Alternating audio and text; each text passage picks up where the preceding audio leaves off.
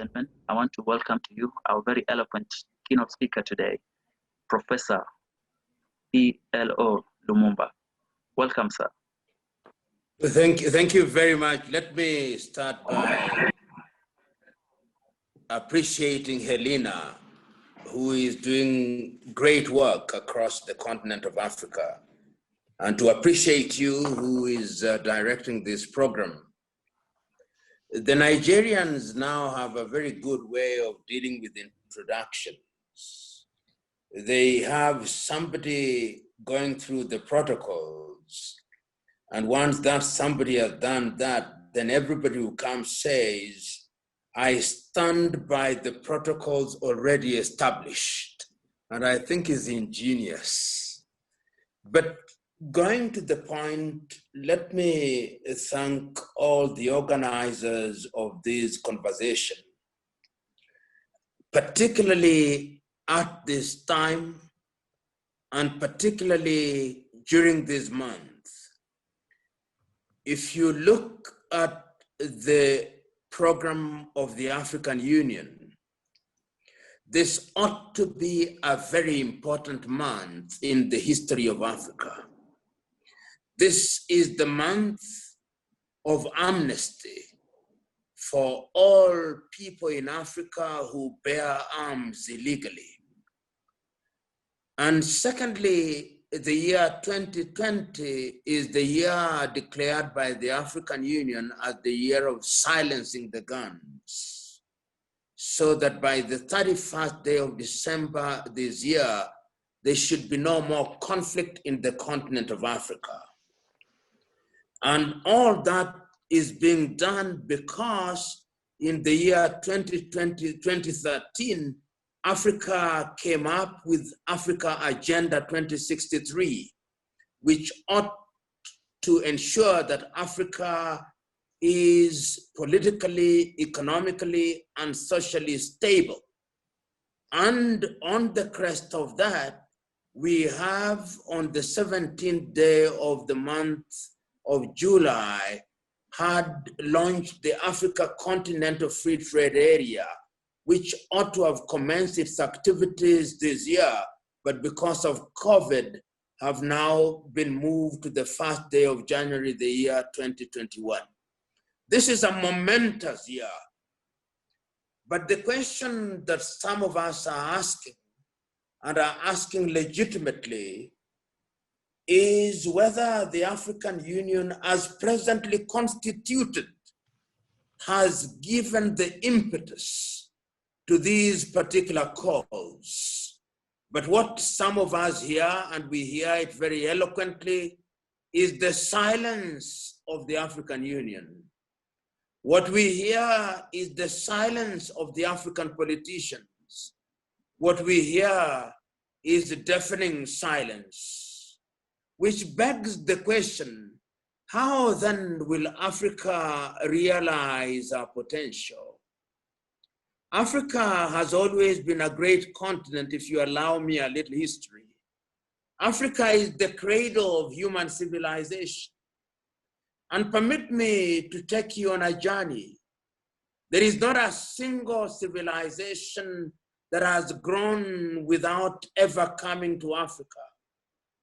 If you go to Greece of old, Pythagoras was here in the continent. Alexander the Great was here in the continent. If you go to India, the Lord Krishna was here in the continent. If you go to Rome, Julius Caesar was here in the continent, and Mark Antony were here in the continent. If you go to the world of the Jews, Abraham was here, Moses was here. If you go to the world of the Muslims, the Prophet Muhammad was here. Africa is the fountain from which every civilization drinks the juice of knowledge. Africa is so kind that throughout the ages it has accommodated everybody. Perhaps that is our undoing, that is our naivete. She accommodated the Portuguese much later in history, thinking that the Portuguese were traders. They ended up enslaving us. We accommodated the Spaniards, assuming that they were trading with us. They ended up enslaving us.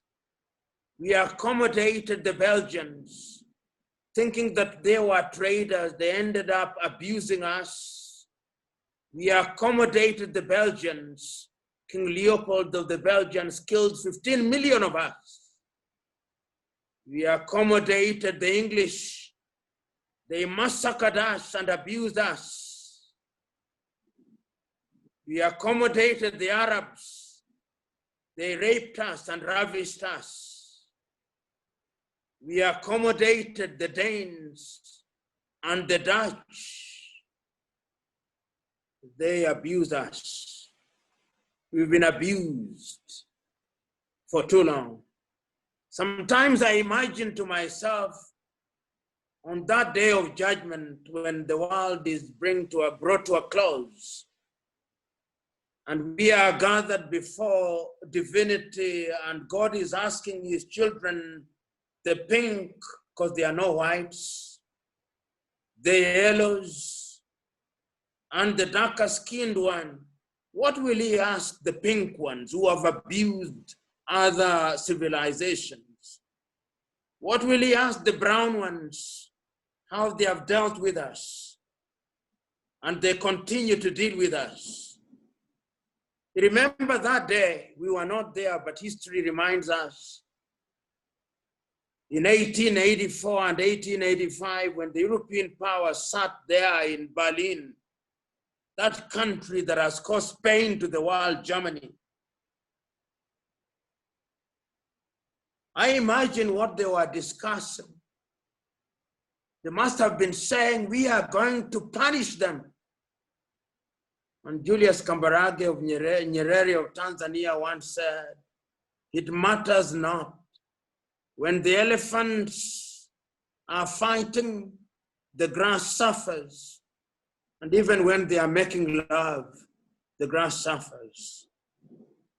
In Berlin, they were making love for the sake of exploitation of the continent of Africa. They divided our continent into little parcels of land, hunting grounds. The British who now pontificate to us about human rights were the greatest abusers of human rights. The Germans who now tell us about human rights have now forgotten how they abused the Herero in Namibia. The Belgians who now pontificate to us have forgotten how they killed 15 million of us in the Democratic Republic of Congo. The Spaniards who now pontificate to us forget how they abused our people in Equatorial Guinea. The Portuguese who now tell us many things forget that they came to Equatorial Guinea and they even named it Fernando Po and what they did to us. The Dutch forget how their son Jan van Riebeck went to the Cape of Good Hope and instituted one of the most pernicious regimes that the world has ever seen, the apartheid regime in South Africa. The British abuse us. If they were not abusing us in Nigeria, they were in Ghana. And if they were not in Ghana, they were in Zambia. And if they were not in Zambia, they were in Gambia. And if they were not in Gambia, they were in Malawi. And if they were not in Malawi, they were in Uganda. And if they were not in Uganda, they were in Kenya. They were everywhere. And if they were not in Kenya, they were in Rhodesia, which is now Zimbabwe. The Belgians I've already talked about. The Arabs, whom we forget about very so often. Look at what they did in Zanzibar. Do you know that one of the reasons why you don't see very many dark-skinned people is that one of the first things that the Arabs did was to castrate our men. That is our history. A history of pain. of slavery, a history of colonization, a history of imperialism, a history of neocolonialism. That is our history. So today, when you see our continent here, the way it is, and I've not mentioned the Italians, they were there in Somalia, they were there in Libya, they tried to conquer Ethiopia, but they were defeated at the Battle of Adowa. This is how we have suffered. So today, when we judge ourselves very harshly, let us remember that we have been victims of conspiracies which continue to be alive and well. So today we are here asking how we can make peace break out. There is not a single African country that makes a gun outside of Africa, outside of South Africa. And the guns that the South Africans make, they made through the technology supplied by the Israelis during the apartheid regime. We don't make bullets until very recently. We now make bullets in Kenya and in Uganda. But why is it that there are so many conflicts in Africa? As I speak to you now,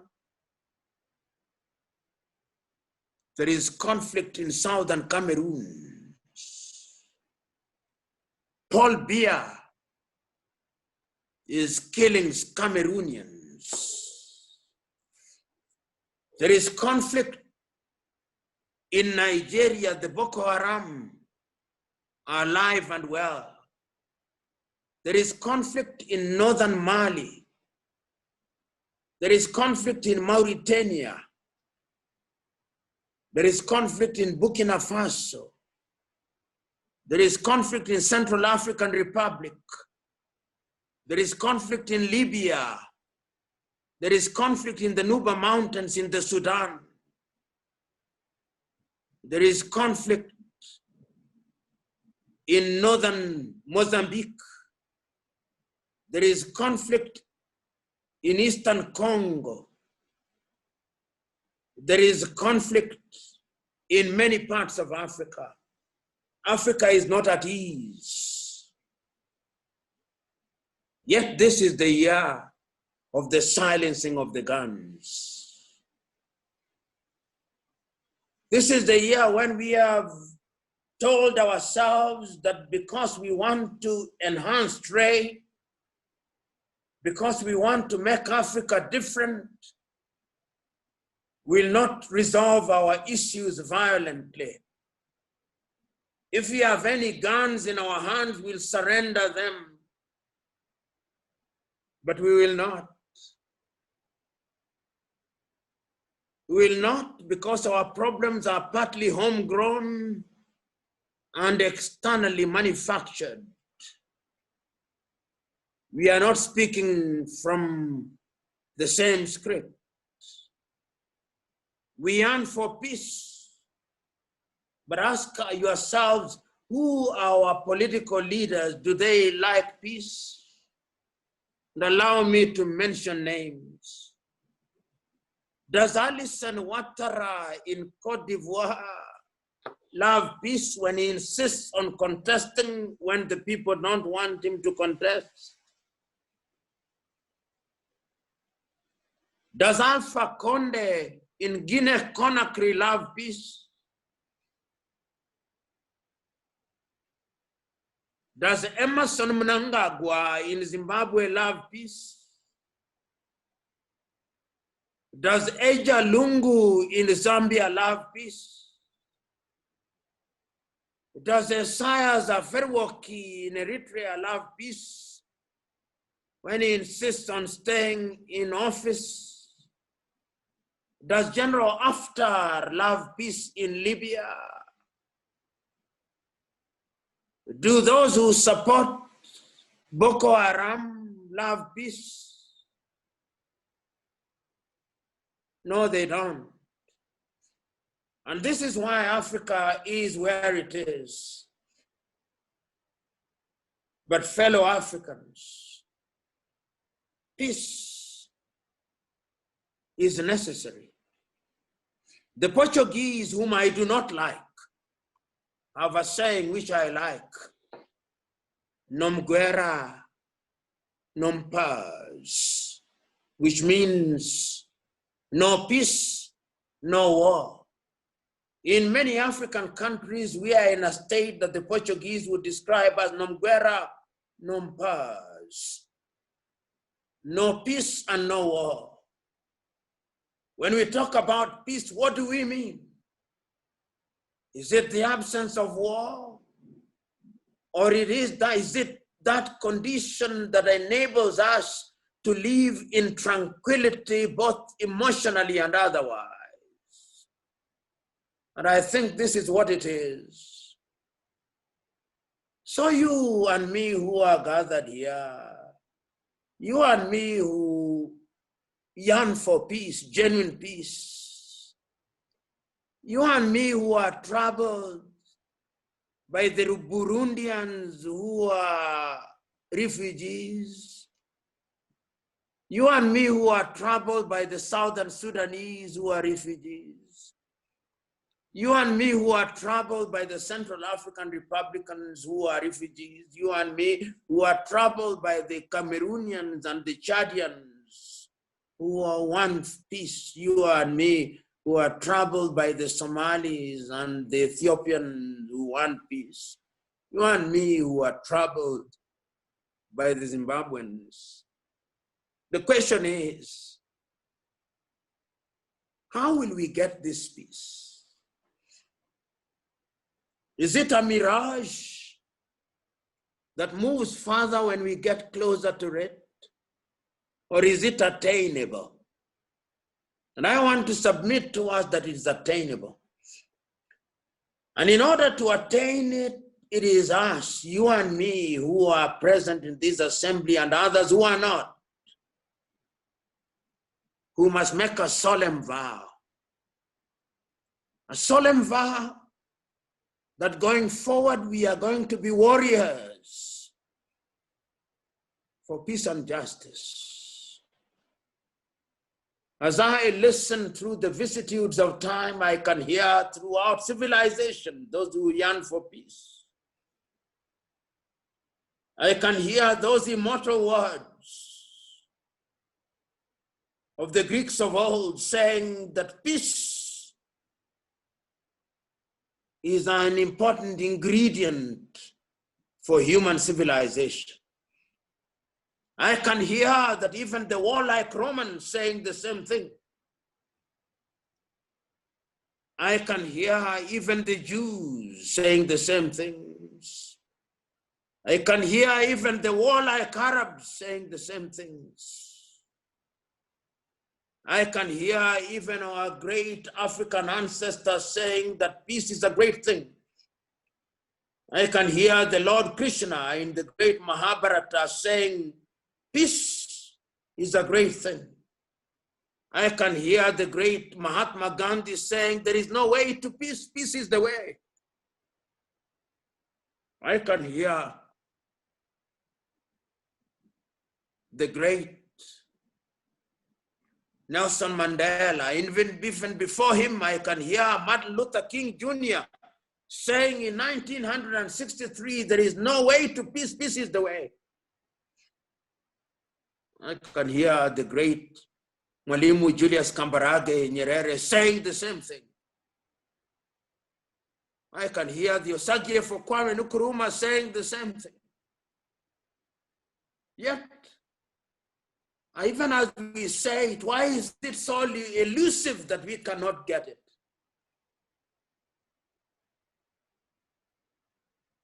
Let us ponder for one moment. Take 30 minutes, 30 seconds, not minutes. and ask yourself the fundamental question. Why is Africa, this great Africa, this cradle of civilization, why is it suffering? Search your hearts for 30 seconds only before I continue and conclude. Why?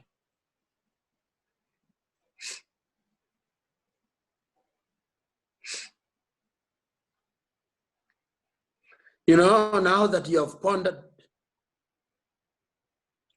Kwame Nkrumah said, and I agree with him, I remember that day, and I remember many days when he spoke. I can hear Kwame speaking in 1958 in Accra, Ghana, and I can remember even a little earlier in 1957 when Ghana regains our independence, say, the independence of Ghana means nothing as long as the other African countries are not free. And I can remember in 1958 when African leaders are gathered in Ghana and he tells them that unity is indeed the only way that we can attain what we desire. And I remember when he's speaking in Casablanca, Morocco, and he's telling his audience, unity is the only way that we can survive. And I remember him signing a pact with Patrice Emery Lumumba of Congo to create what was meant to be the basis of the unity in Africa. And I can remember him on that 24th and 25th days in Addis Ababa, Ethiopia, on the day of the creation of the Organization of African Unity, when he is telling the leaders present on that day, unity is our only salvation. Unity is our only salvation. But they listen to him not. Today we are divided. When commentators write about us, they say we are Anglophone Africa. We are Francophone Africa. We are Lusophone Africa. We are Arabophone Africa. And one can even begin to say we are Chinophone or Sinophone Africa. When will you stop this madness? Africa must change. And it's you and me who will change Africa. And change it we must. Africa will know peace.